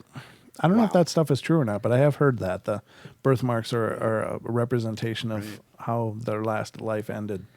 Very wild. We already covered that one. We covered that one before on another show. So I think I've kind of exhausted this list. My eyes. Did you read that one about the Thunderbird? Hold on. This eye, remember that? How's it doing? Good. It's gone about completely down, but it's still watering a lot. So it's still clearing out a little bit. Where did you see that? Right there. Oh, no. One down. There you go. This? You went 3 down. I said 1 down. There. Oh, yeah. Okay, let's see. Did you read that one? I think I might have, but let me look. Okay, it says Maryland man reports 1971 encounter with Thunderbird in the backyard. No, I don't think I read this one. We did read another Thunderbird one recently. Not Thunderbird hooch, right? What's that? Thunderbird? It's like Night Train. I got nothing. What does Wild that mean? Turkey. I've heard of that. You cheap I'm liquor. not a drinker, so I don't. Thunderbird. Okay. All right. All right. So it says, I was about 10 years old, the witness said, and we were in the kitchen, and we had a country-style kitchen with a back door that led to the backyard and a cement porch. My brother was standing at the doorway looking through the screen, and he saw a huge bird in the tree, near the top of the tree in our backyard. The man said his brother excitedly called their mom, and he over to see the anomalous animal. I got to move in a little bit. It's white background with gray text. We walked over to the door and to the screen and saw this massive dark bird, dark colored, estimated to be 5 feet from the talon to the head. Jeez, that's huge. Yeah. Perched near the top of the tree, about a 50-foot tree, and the limb was bent over like a U, and this thing was so heavy, he said. The branch was at least an inch or two thick, he added, and I was surprised it sat on the branch for so long. It looked like the branch was going to give away. And he ran to the closet to get a pair of binoculars and handed them to his brother. My brother zoomed in for about 30 to 45 seconds, the witness said. You know, a good long time to zoom in and look at it up close. And I mean, we were only about 80 feet away, I'd say, you know, guesstimate. And the houses were close. And the tree was in the next door neighbor's backyard. And we're looking from the back door of my kitchen. The boy's mother looked through the binoculars next before handing them to the witness. I'm zooming in and looking right at the face of this bird, and it had a beak like an eagle, long and bent downward like a hook, and it was dark colored, brownish black, and he said I had a real long look at it, maybe 4 or 5 minutes. But as they stood watching the strange bird, the witness's brother moved to open the screen door, startling the creature and causing it to fly away. It started to get airborne, and it struggled, the witness said. It put its wings out, and you can't imagine. I've never seen anything like it. I estimated it to be 12, more like 15 feet long, tip to tip. It was incredible. As it struggled to get airborne in the beginning, it was like a slow-motion flap with these huge wings, and it looked like a mini tornado hit the tree. The air displacement from the wings was incredible. And I'm talking limbs thrashing around like a mini tornado. Wow. It finally got airborne and rose up and flew into the distance. The witness wasn't sure exactly what he saw that day, but he's certain it was no mundane animal. We have turkey vultures in Maryland, and it was 4 times the size of a turkey vulture. Wow. It's not a turkey vulture, and it's not an eagle, but I can't explain. It was a sight to behold, I can tell you that. He said, at 10 years old, I didn't know about the Thunderbird, but as I've gotten older and done more research, it was a Thunderbird. That's the only thing that explains it. That's what I saw. Wow. So this is from the New England area. Let me see. Maryland. Okay. Yeah. So from Maryland. Wow. Wow. So apparently they're out there. Now, the interesting thing is back in Lake Pepin, we had eagles that were always, there was a breeding spot really close to our house. And I'd see these eagles all the time and, you know, see their broods and how they were raised and see them fishing. They'd eat fish right outside of my house. But there was one of these eagles that had to have been like twice the size of the rest of them. I mean, it was much, much bigger. And I suppose just like any other creature, there can be certain instances of just a larger size, maybe a giantism of sorts. So that kind of thing, I guess, stands to reason that it can certainly happen in the animal kingdom as well. But it was really quite a big bird, and when it would take off, it's the same kind of thing. Like, it just had the pounding of the air as it was lifting off, and I didn't see it a whole bunch. It seemed to be a little more skittish than the rest of them, but you know, you always hear those stories, right? Though, like, okay, so you take for instance, deer hunters. Mm-hmm. Now everybody sees the 8 and 10 point deer, the bucks, and they're good size deer, and everybody's trying to get their 8 point or better or whatever. Right. But there's always these stories of these giant deer that stay in the thickest of the forest, and they never come out, or they rarely come out, and they've only been glimpsed a handful of times in many, many years, and people are always looking for those deer. Right. And I think that's just one of those things where they're just kind of the giants of their breed. Right. And and again, this comes up in Sasquatch as well, that people see the 6, 7, 8, 9 foot ones normally, but there's stories of these 12, 15 feet ones that are out there, and Duke can speak to that much more than I can. Right.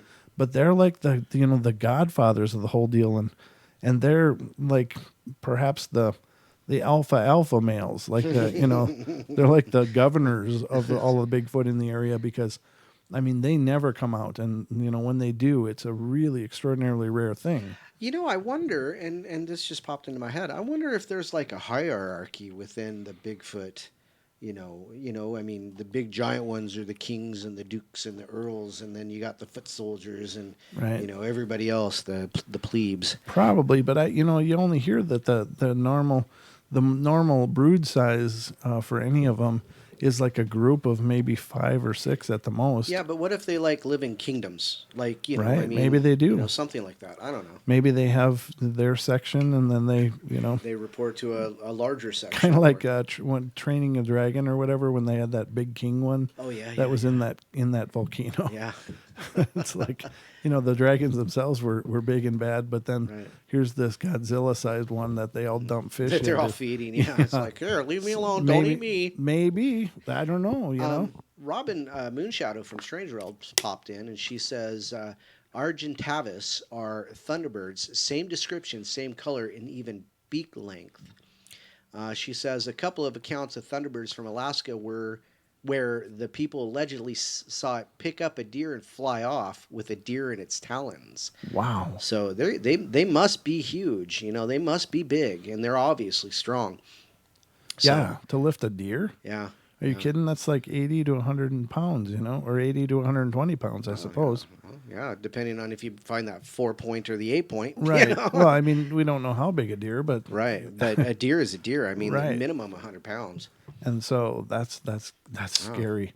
And then of course we had the listener email where of course she saw one with her sister out on the porch. I don't know. Were you here when I read that? Maybe you weren't. I'm sorry. I was reading something Duke said. What'd you say? Oh, we'll go ahead and share what Duke said. Oh, but- well, yeah. Well, so we were talking about hierarchy, and I only saw one thing he said, but let me read this real quick. He says mountain giants are district managers over their troops in their regions, perhaps. So, possibly, Yeah, so there you go. I mean, it's possible. The presumed extinct Pterothornis is an exact match. Okay, so that was referring to Thunderbirds. Okay. But so yeah, maybe there is a hierarchy of Bigfoot troops. Sorry. Huh. So Ducksaw says, this is just an FYI, but on my sidebar where it shows my YouTube subscriptions, it does not show Paranormal Portal is currently broadcasting live. Yeah. It hasn't during the whole broadcast. So the only thing I could say, I suppose, is make sure that bell's rung. But I was just telling Brent before the show, I never get notifications. I have to go to the Paranormal Portal page and click on the live link. It's weird. So Yeah, I don't know what's going on with that. It's coming up more and more, and I'm sorry to hear that. Right. I'm sorry to hear that people aren't getting notifications when we are live, but I assume it must be a glitch, or, I don't know. I have no idea what else it could be, but I've heard many times people say, hey, I rang your bell, and then I looked and the bell wasn't clicked anymore, Right. so I re-clicked it, and I've heard that a ton of times. So just keep an eye on those things if you want to be notified when we're live. I don't know what's going on, but it's certainly nothing that's been done on my end. Right, yeah. I certainly am not shutting off any notifications, of course, Being because shadow banned. I want you guys here. We want you here with us. You guys complete me. Oh boy. You do. You do. You don't know how important the show is. So Lewis said the Native Americans tell stories that Thunderbirds take their kids away for food. Well, I can imagine. If they haul a deer away, I'm sure. They'll pick a child up, no problem. Yeah, right. And there was that one video. Remember that? Did you ever see that of that like toddler getting picked up by an eagle? Oh yeah. But I think it was a fake. right. But it was still pretty convincing. It still, certainly gave me a knotted stomach to see that. I was just like, oh. Yeah, that's terrifying. Actually. Oh my Yeah. God. I mean, even to simulate that, it's just like, my God, as a parent, what would Right. you, how could you come to terms with that? I don't think you can. Well, but that's with anything. I mean, because I've watched birds swoop in and pick my chickens up too. Watched an owl do it like a month ago, and I just but it's and then when you put it into that kind of But an aspect, those chickens are going somebody's belly eventually yeah, anyway. that's true. They're there for reasons. There's a reason. I'd prefer it be my belly though. Right. What's Brent McGuire? What's that? I have no idea. I don't know either. Huh. What does that mean, Jess? What's Brent McGuire? Show me the money. Well, there is that. I'm certainly putting in the hours, but Oh, wow. What? William says, thank you, William. Not to boost your egos. We appreciate it. But you guys are probably the top 3 best paranormal streams out there right now. So it annoys me when I'm not notified when you're live. oh, thanks. Well, just remember, it's every night at 7. yeah, every night. 7 Pacific. So Yes, whatever that yes. means to your time zone, but every night at 7 I'm doing a show. So I did that on purpose. That was always the same Yeah. start time because if these notifications are getting screwed up, just know that at every night at 7 I'm going to be here staring It's at the screen clockwork. going, hello. I'll be scratching on your monitor like a kitten. Well, and get hooked up with if you can get hooked up with the Brent Thomas and Paranormal Portal Radio. Facebook page. Yeah, Paranormal Portal Radio. Yeah. And that way, and so he also posts like when he's not going to be here, so that'll help you stay up to date as well. So there you go. But wow, thank you very much, William. I really appreciate it, and I know. Yeah, that's awesome. It really means a bunch because, doing a show like this, of course, it's a labor of love first. I mean, Right. Don and I do this because we just love doing it. We love getting together and talking about this stuff. Now, the fact that you guys out there enjoy what we're talking about. That's crazy. Well, it is. It's like hard to believe. It's like, wow, they're paying attention. But I mean, honestly, it's just such an incredible honor for us, and it means the world. So, anything that you do that you love, it sure means a lot when other people appreciate that and enjoy it. Yeah. So, thank you so much, man. That's the greatest thing I've heard all day. Excellent. Yeah. Let's see here. Okay, so Robin from Strange Realms, she says Bigfoot live in family groups with watchers or sentinels. Mm-hmm. They're the ones who will distract you by any possible way to get you away from their families. Yes. As a matter of fact, when we went to Bloom Lake, and we heard that sound. Yeah.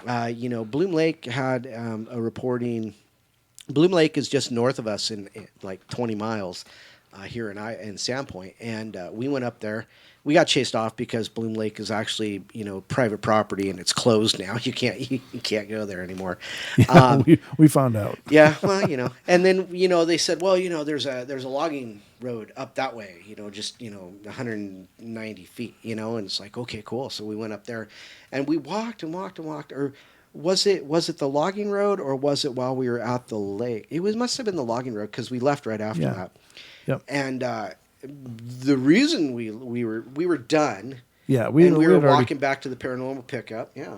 We'd already hiked about a mile up the logging road. Pictures and things like that. And we stop, and we're talking outside of the pickup before we get in, and we hear, Brent tells it best, we just heard this thump. It was just like this deep thump. Like somebody threw a boulder out of a tree onto dirt. It wasn't like a boom, but it was like this impact. And it was the strangest thing that I'd heard. And instantly when I heard it, I was just like looking up the hill right at where it was. I was just like, I don't recognize that kind of sound. Right. That was something really heavy hitting the dirt. Right. And it didn't hit and, have an ambient rolling noise because it was an incline up above us where the sound came from. Right. There's, there's big conifers up there and stuff. And just something went boom. And it vibrated. And it was like, wow, something heavy just dropped. And it was really intense, but I just couldn't get my head around what could that have been. It was like somebody dropped a boulder is what it sounded like, but it didn't roll after it dropped. It just boom hit the ground and that was it. And it just felt like I mean you can only go by what you feel in those situations, but it felt like something wanted us to know it was there. And then we went, okay, well. We were about to go anyway, and I don't know that this pushed us out, but it was certainly one of those things like, well, I don't know what that was, but you know, let's just go. Let's just get out of here. well, I mean, it was a bit intimidating, but nothing followed it that we witnessed. But it was just that thump, Right. just like a commanding thump. And Duke and I have discussed this at length, and he thinks that maybe perhaps, and this is what came to my mind, was that one of them just dropped out of a tree and landed, boom, and that's what that thump was. But again, it wasn't a really loud noise; it was more just a really bassy, like that. And, right. And I felt it. I think I felt it as much as I heard it, but it was quite an impact. So very cool. But yeah, that was when Don and I went out last summer? Yeah. Yep. It was. I think it was August. Maybe it was October. Something like that. Was it that late? Yeah, something like Oh, that. okay. Okay, I thought it was still summer, but maybe it wasn't. See, Okay. I was typing something, and it did that thing again. So Don's laptop is haunted, ladies and It gentlemen. is. He'll be typing, and his cursor will start jumping all over the jump place, over in my. It's like, and it looks like he's typing code. yeah, I'm like, I was trying to type Brent's name, and it like jumped to the end, BLE, and I don't know. It says early rent. Yeah. I don't know. So Duke says he's heard that before too, and yeah, when you and I talked about it, Duke, Yeah. that's what you had said. Yeah. Yeah. Yeah, that's just crazy, though. I mean, so, but it's an interesting thought. Something I wondered is, do the troops, troops literally, report to another, Right. but we also, for sentinels, yeah, and watchers, yeah, definitely. Let's see. Duke's messaged me something here. Oh, there we These go. chickens have lips. Oh my God! Yeah, I've seen this picture before too. Oh, This is a oh cool. yeah. This is a cool picture. I don't know its story at all. Yeah, that's a Thunderbird. Yeah, that's supposed to be a Thunderbird. Is that what that is? Yeah, well, and clearly by the size of it, it's really incredible. It does have a straight beak, which I find interesting. But Right. let me put it up on the screen, ladies and gentlemen. This could very well be a representation of an old photo of a Thunderbird. I don't know, taxidermied. Or it could be the basis of The Raven by Edgar Allan Poe. You're right. Now, what is curious to me is that the accounts that I've heard is they have more of a raptor beak. Right. But Right. this is clearly a huge, huge bird. Mm-hmm. If this hasn't been altered or doctored in any way, and Duke, you'll have to let us know what is the story behind this photo. I know I've seen it before, but I've never heard the backstory on it. He said something about a museum mock-up. Oh, it's a museum mock-up of these ancient birds. Well,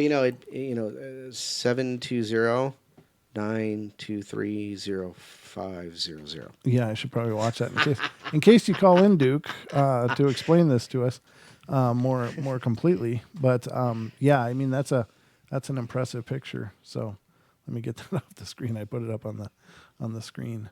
Oh, now it's yeah. Yeah. It's there now. Yeah. Thank God nobody's calling.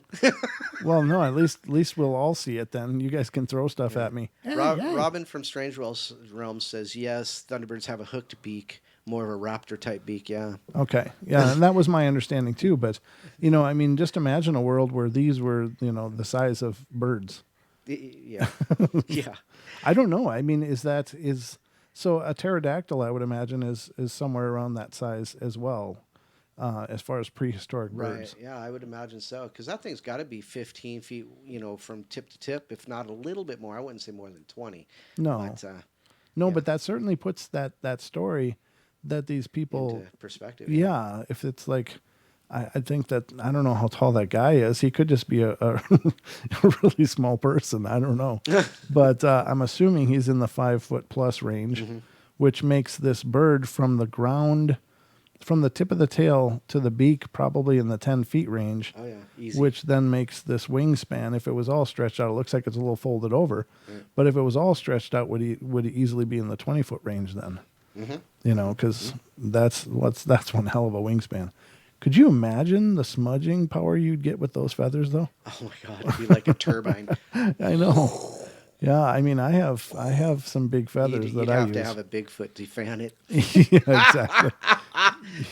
Those feathers are 40 pounds apiece. Yeah, I bet you they're not light. But no calls. So, but Duke, if you want, well, he says, okay, so I missed what Robin said, but Duke says Robin is correct, but this was not based on a complete skeleton. They didn't have the beak when they did the guesstimation for the mock-up. It's based on a few bones. So let me Wow. go back and see. Okay, that's cool. That's really cool. Travis Pritchett says that's a whole lot of chicken. I agree. You imagine that drumstick? Oh my I God! couldn't get that on my barbecue. I'd try. I'd have to pit cook that one. You'd have to bone that one out first. Yeah, we'll do it in chunks. No, but that's a really impressive picture. Yeah. And so if they base that on just a few bones, you're right. They wouldn't have any kind of representation for what kind of beak it had. Mm-hmm. But my God, look at the size of that. Yeah. It's no wonder they could carry away people. You know, it's no wonder. Maybe a Bigfoot or two. Yeah, I mean they could be preying on pretty much whatever they wanted. They'd be catching bison. I'm kidding, but I mean, really, that's pretty intense. Thank you, brother, for sharing that with us. That is really cool. So would a flock of those be called a murder? It'd be called the apocalypse. The apocalypse. The bird. Well, imagine if Alfred Hitchcock used that. Birds. There'd be no hiding in phone booths from those. No doubt. Yeah, they just. We're gonna. Oh, look, he boxed himself up. Take out. So Duke says squatchlets. Squatchlets. Yeah. Would be food. Squatchlets. It sounds like chicklets. That just tickled me. Sorry. I'm easily amused sometimes, ladies and gentlemen. I wonder if that's an interesting supposition. So, Robin from Strange Realms says we know what happened to the Thunderbirds KFC. LOL. Apparently, they still have Thunderbirds for that's what they have a strain of Thunderbird that they use to get those large. KFC chicken breasts. Still they still have a strain of them. Sure. In a farm somewhere. They're all sitting in a big warehouse somewhere. Thanks. Yeah, I'll just take care of that myself. Oh, takeouts. Yeah. That's it. Yum. I don't know if squatch meat would be good, Lewis. I'm not sure. Probably be just like chicken. No, I'm just kidding. Everything's like chicken. Yeah. Everything, ladies and gentlemen. How do you know that's good for you? It may be a bowl of schnot. Oh, I could have done without that whole visual. That was Matrix. Okay, well, It's that's mouse true. from the but Matrix. That's right. And, okay, thanks for qualifying it, but still pretty gross. But very cool. Very cool, guys. We do have a call, and this one's coming out of Arizona. 480, you are on the air. Is. I think I know who it is, too. Hey guys. Hey, This is Jess, how you Jess. doing? Good to hear from you. Hey, they may do chicken right for Kentucky Fried, but I don't think they did that bird right. No. That picture. That's amazing, though, isn't it? I mean, that beak looks a little too small, don't you think? Yeah, it looks But like anyways, looks like it should be spearing minnows. It does. it looks like it has a wingspan of not pterodactyl but pteranodon. I think you're thinking about pteranodon. Okay. I could be, yeah. Pteranodon's the one with the one with the crest on its head. Yes. Right. Prehistoric crest. Yeah, that's the pteranodon. Or pterodon. People always called it pterodactyl, but I know my prehistory. Oh, very good. Okay, gotcha. Well, there you go. But anyways, yeah, I just thought I'd let you know about it. And the joke was about Jerry Maguire. When you said you complete me, that was the joke. Gotcha, okay. I was referencing Brent Maguire, Oh, gotcha, Jerry's gotcha. brother. All right. No, Ken. What does Ken say? Ken's in the chat. But He yeah, just that one guy is right. Yeah, that is a whole lot of chicken. It is for sure. definitely. Oh my God. So how you guys been? Pretty good. Yeah, been all good. good. How's things down in Arizona? Oh, it's nice over here. It was a bit windy today. It was up here too. It was a little chilly again, but apparently a week from Friday it's supposed to hit the 60s. So, Oh, that'd be nice. wouldn't it? Are you sure you guys aren't getting another cyclone or whatever, blizzard or whatever snow thing it is. We don't even It have seems any. like- There's like no snow on the ground. Wow. There's still snow up in the mountains, but the snow on the ground is gone. So I've been in my shorts for a couple of weeks now and loving life again. So Yeah, I almost wore my shorts tonight too. did you? Yeah. I just decided. I hope you cleaned up the moose muffins. You know, oddly enough, I was most here when they muffins. did. Yeah. The Mrs. Portal. All went out there the with the snow shovel. cleared. Mm-hmm. Now you can clean up that stuff. We're just gonna have really green patches of lawn, and that's all. It's great fertilizer. You know, you can. Fertilized. Yeah, exactly. No, we picked up the big pellets. They look like those. They look like those chocolate eggs. If Oh my God. you wouldn't believe it, but Oh. that's what moose poop looks no, like. not it ain't fresh from Cadbury. The Cadbury bunny didn't come and get to do those. Not that big though. Oh, It no. looks like the little ones that are like wrapped in the tinfoil, and you got to unwrap the tinfoil, and then you eat them. They're about that size, but there's just a pile of them. It's like crazy. I don't know. Oh, fun! So now you get a little in-depth knowledge of moose leavings. How's the basement? I don't know. I don't have one here. Actually, Don, how's your the basement? basement's fine. I was just thinking about the other day though. I should probably put some like simulated sunlight lamps down there so I could start growing my tomatoes. I was just thinking that Hey, yesterday. get like one of those glowing moons like Like Brent behind has in back. Yeah. That's right. I got it running. And also you said the keyboard's haunted. Yeah. Oh, your hand's haunted. What are you talking about, Mr. Strangelove? You got me there. I'm Strange Lovian. Yes, you're absolutely right. Yeah, Dr. Strangelove. Exactly. Been called that more than once.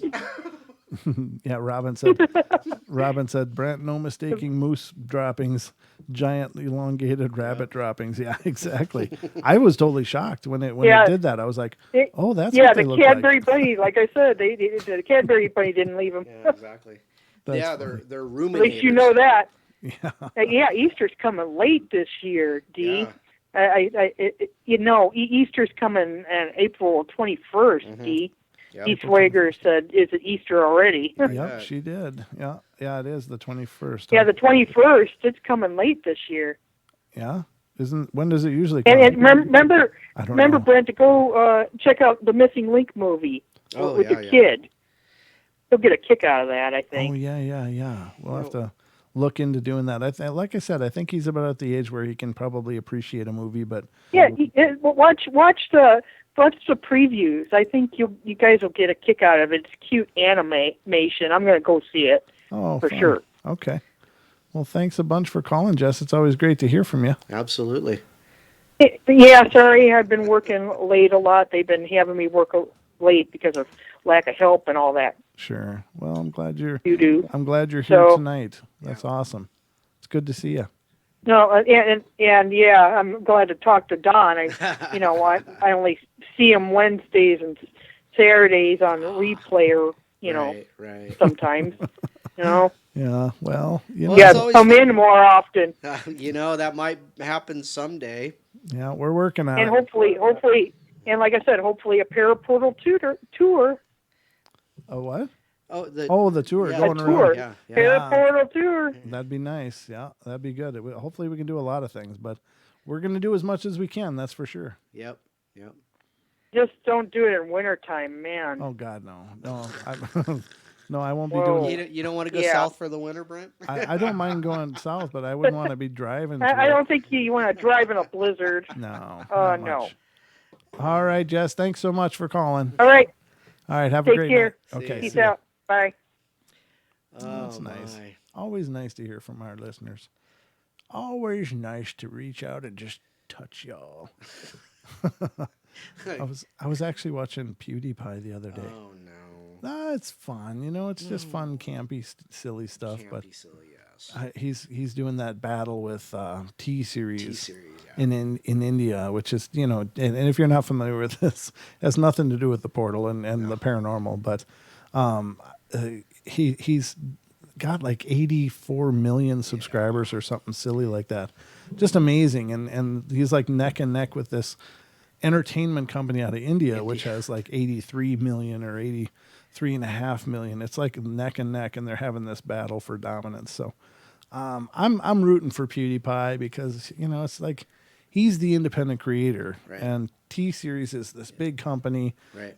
And I would like to see the independent creator stay on top personally, because that empowers all of us little guys. So if you're not already subscribed to PewDiePie, go out there and give the guy some love. Really? Did you just pimp PewDiePie? I did, because I'm really serious. I really want him to stay on top. I think that's cool. I've watched some of his stuff, and I don't know. Well, I mean, it may not be relatable to us in our generation. Well, but, you know, the reason I subscribed, and I did subscribe. The reason I subscribed was because, you know, if you look at what he's doing and what's happened to him through his journey through YouTube, you know, he's really kind of got a lot going with the First Amendment kind of thing. Yeah, you know, absolutely. so well, that's true as well. You know, so you know, support him. You know, if you really want the Constitution to really, you know, mean something. Oh boy, that's the only flute I could do right now. Sorry. That was a flute. Kind of a trumpet. I thought it was a trumpet, but you know, close enough. Anyway, I was being as patriotic as I knew how right then.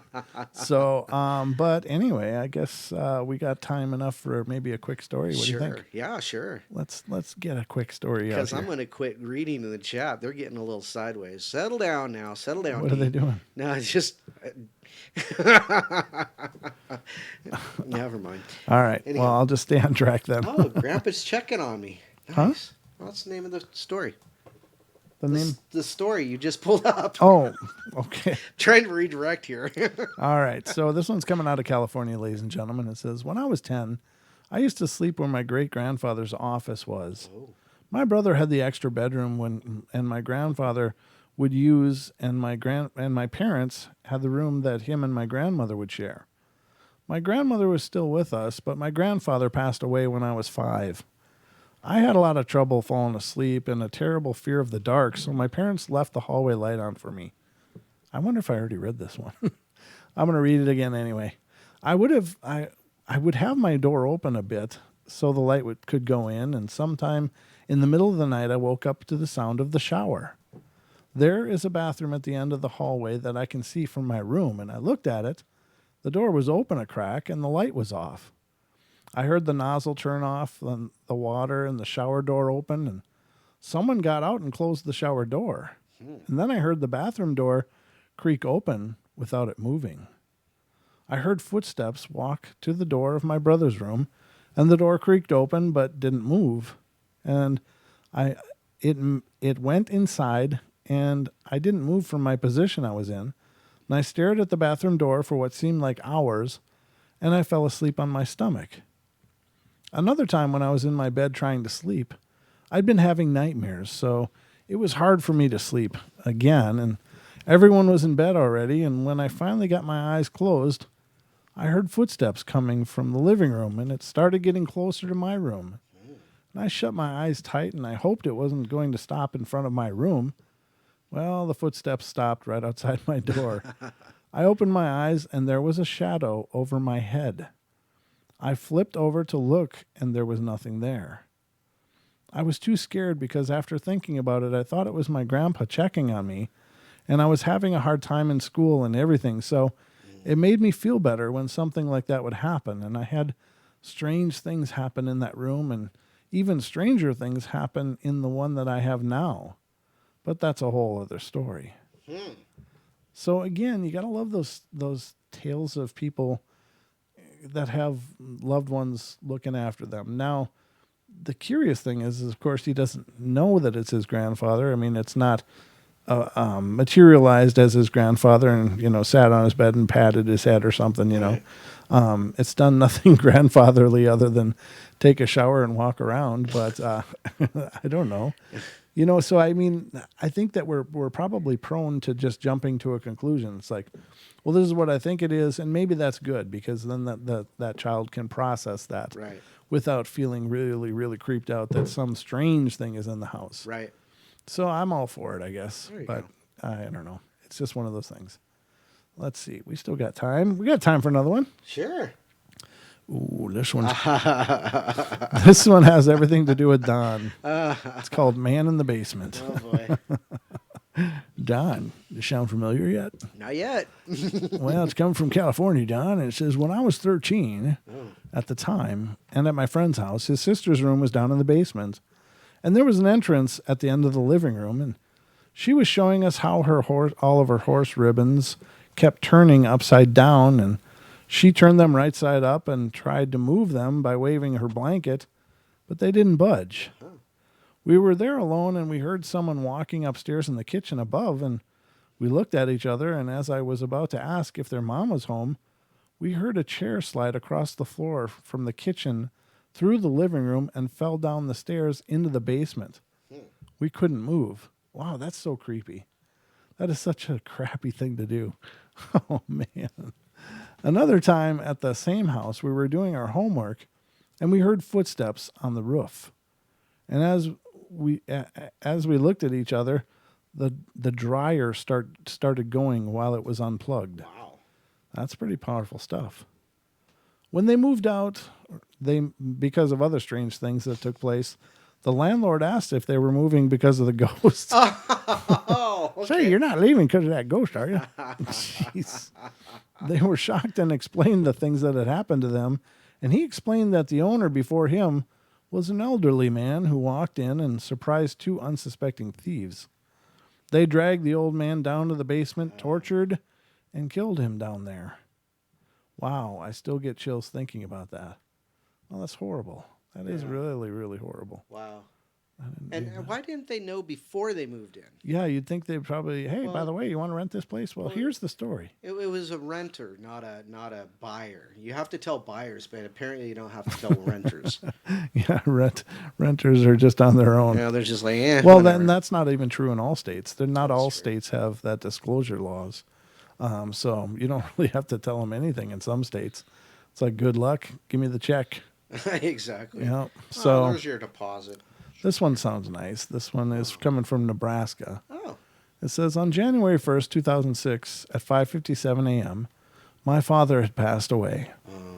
All the family was there, and we'd been keeping vigil in his home for several days, knowing the end was near. And he'd pretty much been unconscious for about 2 days and kept weakening him from that point on. It was very difficult for him. It was very difficult to have him go, but he'd suffered so over the past year that we all, my sister, 2 half-brothers, and stepmother, felt that he had had enough and was tired. In one of his more lucid moments, he had told me that he was tired and didn't want to die in the hospital alone, and that was about 6 days before he passed. We took him home from the hospital and made him as comfortable as we possibly could, and we had hospice care coming in and out, and all spent as much time with him as we could. And as I stated above, he passed away on New Year's Day, and it was Sunday morning after he passed. My stepmother called our church, and one of the associate pastors came to the house to be with us, and he visited for about half an hour while we waited for the coroner and everything, and he then asked what we needed and what were we going to do now? And my husband said, well, it's a Sunday, so I say we go to church. And that is what Dad would have all wanted. So we all agreed and went home to clean up and get ready for church. When I got home, I went in and took a hot, relaxing bubble bath. And I closed my eyes for a minute to relax. And when I opened my eyes, I saw a white mist shaped like a man standing at the entrance to the bathroom door. My husband made me leave it open because he was worried, and I said, Daddy? And the mist was gone. At that point, I chalked it up to just being exhausted. I don't remember the church service, but that afternoon, my stepmother wanted us to come to the house to pick up a few things and that Dad wanted us to have. My sister was there with her 2 girls and husband, and I was there with my 2 girls and 2 boys and my stepmother. One of my stepbrothers was there, and my stepmother asked me to go up to hers and Dad's room to get Dad's watch off the dresser. At the top of the stairs, there's a small book, case built into the wall, and my dad had placed a collectible small brass cannon and brass vase on the middle shelf behind a bouquet of flowers, still visible but blocked by the vase. As I walked by the door or by the bookcase, the brass cannon and brass vase shot off the shelf and almost simultaneously and hit the wall across from the shelves right in front of me. They fell on the floor and rolled to my feet. My niece, 11 years old, saw this happen, ran down the stairs and jumped in her father's lap, and she would not move. I picked up the cannon and vase and put them back on the shelf, and I went into the bedroom and was looking in the dresser for the watch and that I had been sent after, and I heard a noise in the hallway. And thinking it was a family member, I spoke out for them to come in and help me look, and no one came. I looked in the hallway, and no one was there. I found the watch and entered back into the hallway, and I looked down, and the brass cannon and vase were in the middle of the floor where they had fallen before. I picked them back up and set them back on the shelf, and at that point, my stepmom hollered up the steps for me to grab the brass cannon and vase on my way down because my father had wanted me to take them. I picked them up and carried them downstairs, a little bit bewildered. While we sat there that evening dealing with our grief and emotions, the hall light began burning or turning on and off, and you could count exactly 120 seconds between on and off switches. I went home that night very late and very exhausted. I go to the house constantly to visit with my stepmother, and the hallway has still had strange occurrences, especially with items in the middle shelf and the lights in the hallway, both upstairs and downstairs. My stepmother pretty much refuses to acknowledge the occurrences and goes on. I think it may be my dad watching out for us a little bit on his own way. So, very cool. All right. So, a couple of stories, few to close the evening, ladies and gentlemen. But I'll be back tomorrow night with more of the bedtime stories. So, I hope you guys will be here and join me. But that'll be 7 p.m. So, 7 days a week, 7 p.m. There's a portal, 7 p.m. Pacific time. So, that'll have to translate to whatever time zone you're in. But Don, what's going on with you? There's